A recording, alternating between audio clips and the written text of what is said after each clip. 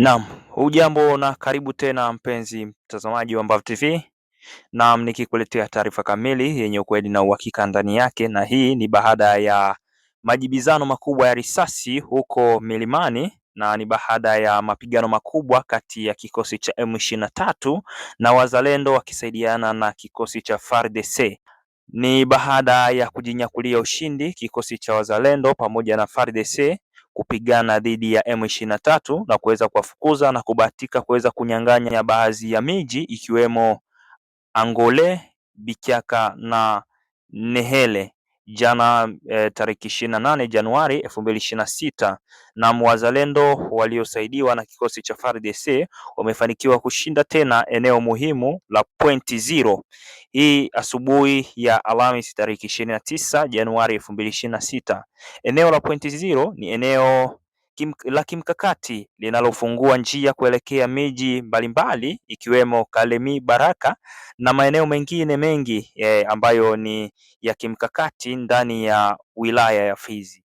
Vikosi vya wanajeshi wa FARDC wakishirikiana pamoja na wazalendo vimefanikiwa kuwasukuma nyuma waasi wa Twirwaneho, Kurinyuma na Redi Tabara wakishirikiana na vikosi vya M23 ARC katika vijiji kadhaa vya kanda za juu na za kati za Fizi katika mkoa wa Sud Kivu. Hivyo vikosi hivyo vimerejesha maeneo yote yaliyokuwa yametekwa na waasi kuanzia Angole, Point Zero na maeneo mengine. Hiyo ni baada ya mapigano makali kwa mujibu wa vyanzo vya maelezo na watu walioshuhudia jambo hilo. Wanajeshi wote wa Rwanda waliokuwepo kwenye mji wa Ulungu Center na maeneo ya jirani waliondoka jana jioni mida ya saa moja, yani 19h wakielekea Bukavu. Hii ina maana kwamba kwenye eneo la Chifungweshe kwa sasa hakuna hata mwanajeshi mmoja wa Kinyarwanda. Hata mji wa Migodi wa Luhihi umeachwa na wanajeshi wa Kinyarwanda na raia wanaanza kurejea na kuendelea na shughuli zao za kawaida kama ilivyo kawaida yao.